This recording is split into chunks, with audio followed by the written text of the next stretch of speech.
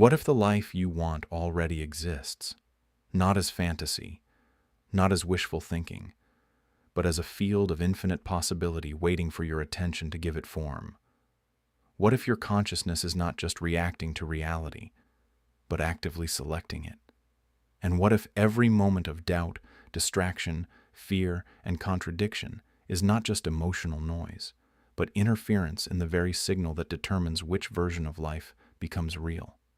Welcome back to Transmutation Vortex, the space where we explore consciousness, energy, timelines, manifestation, and the deeper spiritual mechanics behind reality itself. If you are ready to move from passive observer to deliberate creator, make sure you like this video, subscribe, and comment "I choose my reality" below. That simple act already begins the process of conscious selection. Today, we are diving deep into the science of infinite potential, the hidden relationship between the wave function, the observer effect, focused intention, emotional frequency, and the mysterious process by which invisible possibility becomes physical fact. This is not just theory. This is about how reality may be responding to the quality of your attention every single day. Let's enter the vortex. The science of infinite potential. At the deepest level, reality does not appear to behave like the solid, fixed world we experience with our senses. When we look at the subatomic realm, particles do not always behave like tiny solid objects. Instead, they often behave like waves, like fields of probability, possibility, and motion existing in a state of flux. This means that before something is measured, it may not exist in one single definite state. It exists as a range of possible outcomes. Think about that. Beneath the surface of your everyday world may be a hidden architecture of potential, an invisible field in which many possible versions of events remain open until something causes one to become definite. This is where the idea of the wave function becomes so fascinating in both scientific imagination and spiritual symbolism. You can think of the wave function as a map of possibilities.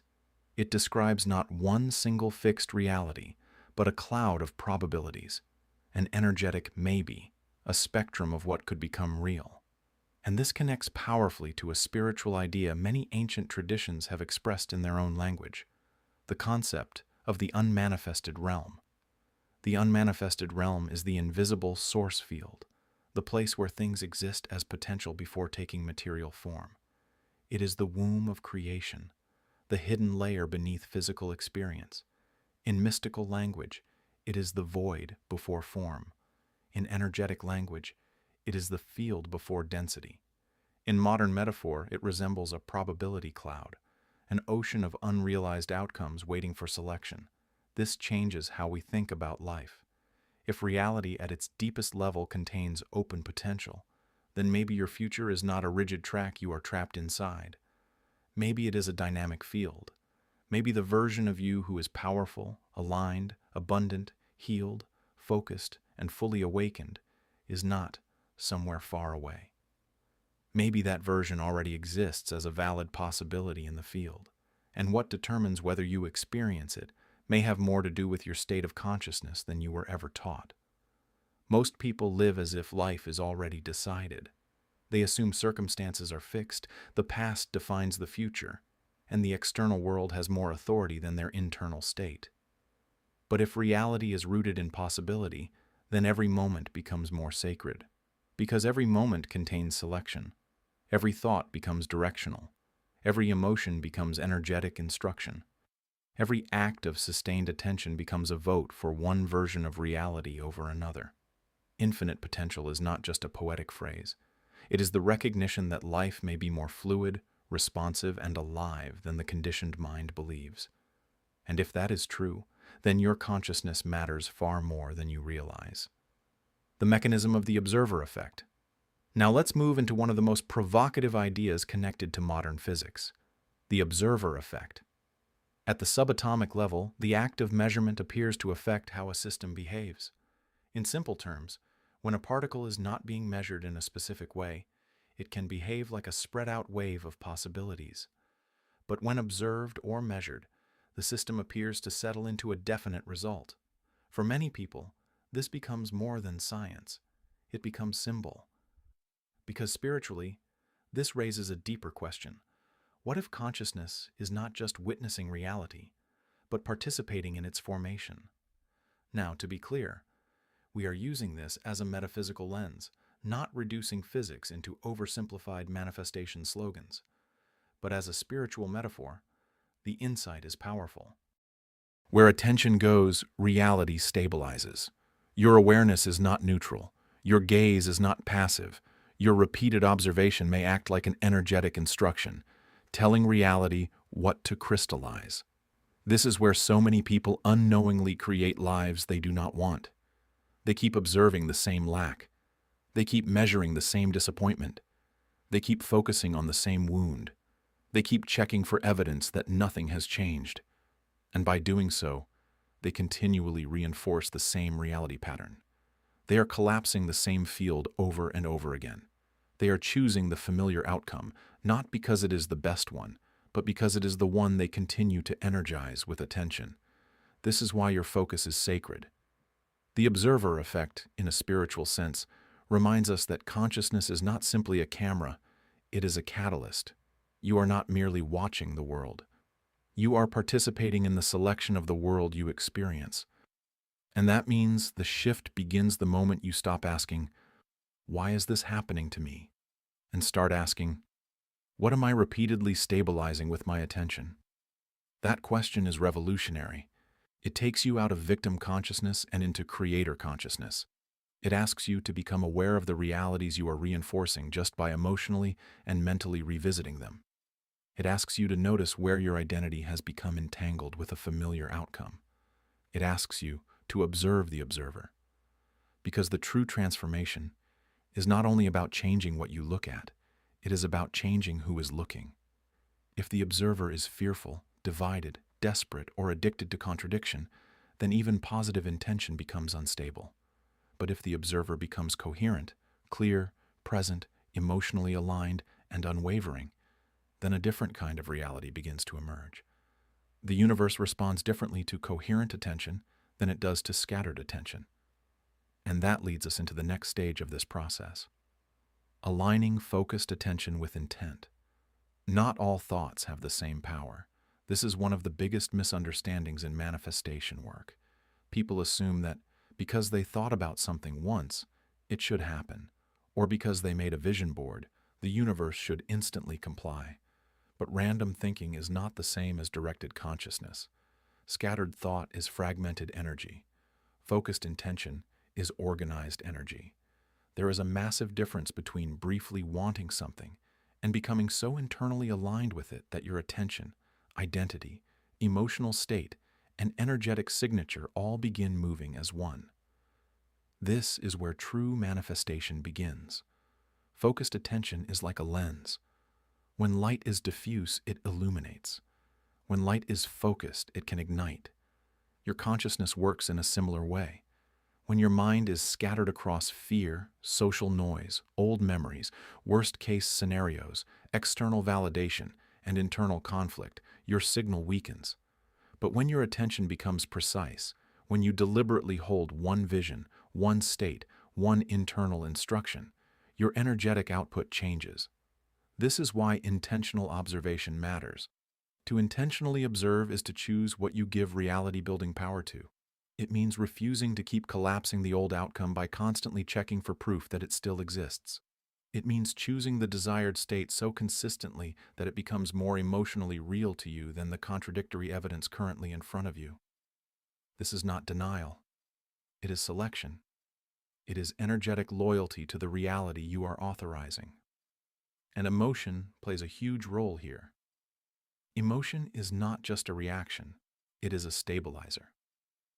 You can think of emotional frequency as the tuning fork that tells the field what kind of reality you are most resonant with. Fear stabilizes one kind of timeline. Trust stabilizes another. Desperation stabilizes one. Certainty stabilizes another. Shame stabilizes one. Worthiness stabilizes another. Your emotions are not merely private feelings. They are energetic instructions layered into your observation. This is why a person can say, "I want abundance," while emotionally radiating lack. They can say, I want love, while observing the world through rejection. They can say, I want change, while identifying with the old self every day. Their words point in one direction, their frequency points in another, and reality responds most strongly to coherence. So if you want to pin down a desired reality, you must move beyond casual wanting. You must become internally congruent. This means holding a clear mental image, releasing competing narratives, regulating emotional contradiction, choosing a stable inner state, returning your attention again and again to the version of reality you intend to experience. The field responds to repetition, not panicked repetition, not obsessive checking, but calm, deliberate, sustained observation. You become powerful when you stop leaking energy into every unwanted version of life, and you become magnetic when you stop arguing with your chosen future.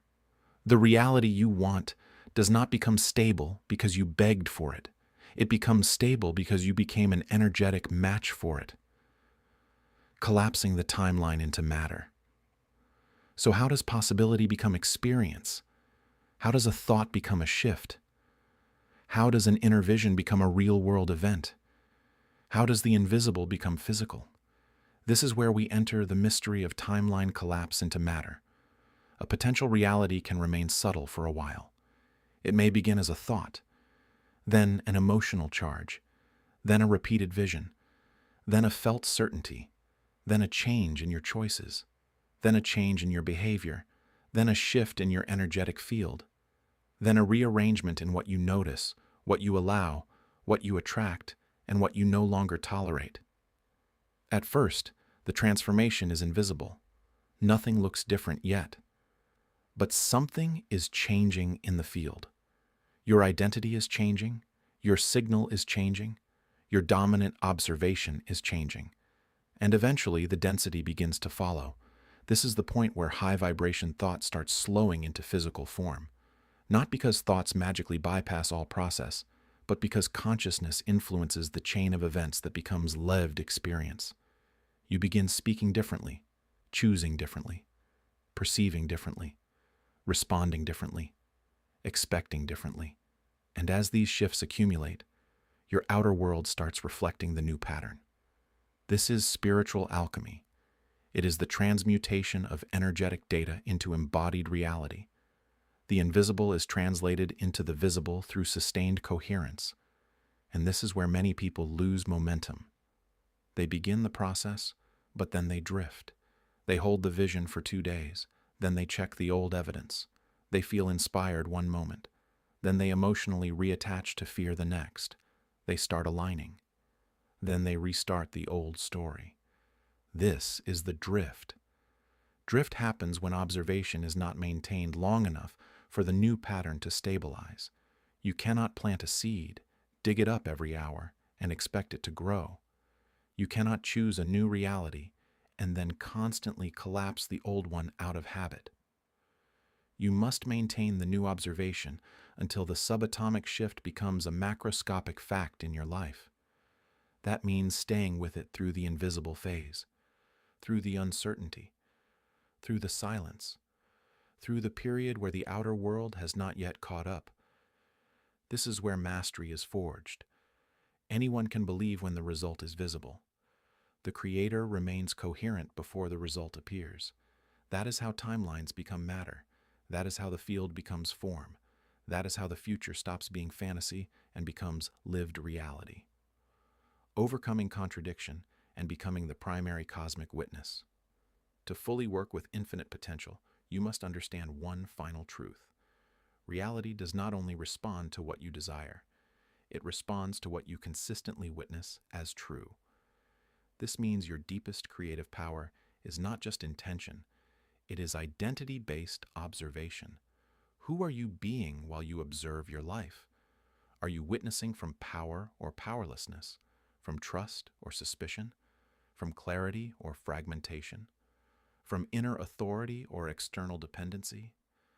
The primary cosmic witness is the version of you who understands that attention is sacred and refuses to hand that power away unconsciously. This does not mean pretending challenges do not exist. It means no longer worshiping them. It means refusing to let temporary circumstances become permanent identity. It means seeing current conditions without collapsing into them as final truth. Because the moment you declare a temporary state as absolute, you harden it. But the moment you hold space for another possibility, even while the current reality still appears unchanged, you reopen the field. This is where transformation becomes deeply spiritual. You stop living as a prisoner of visible evidence. You start living as a conscious witness of deeper possibility. You stop reacting to every surface-level appearance. You begin choosing what deserves your energy, emotion, and belief. And over time, this reclaims your sovereignty. You stop being the echo of old timelines. You become the author of emerging ones. So if your life has felt stuck, unstable, delayed, or inconsistent, the question is not only, what do I want? The deeper question is, what reality have I been repeatedly stabilizing? And once you see that clearly, you can change it. You can withdraw attention from old fear loops. You can stop energizing contradictory outcomes. You can regulate your emotional frequency. You can choose a new internal state. You can hold that state with enough steadiness that the field begins reorganizing around it. This is the path of conscious collapse. This is the path of spiritual precision. This is the path of becoming the witness that reality responds to. Infinite potential is not somewhere far away. It is here, in this moment, in the unseen layer beneath every choice, every thought, every emotional pattern, every act of attention. The field is always open. The possibilities are always present. The question is not whether potential exists. The question is which potential you are feeding. If your attention has been scattered, reclaim it. If your emotions have been conditioned by fear, regulate them. If your identity has been tied to the old reality, release it. If your observation has kept collapsing unwanted outcomes, choose again, because you are not just inside reality. You are participating in its unfolding. You are not merely watching the world become. You are part of how it becomes. And the more coherent your focus, the more intentional your observation, and the more aligned your emotional field, the more powerfully you begin to witness your desired reality moving from possibility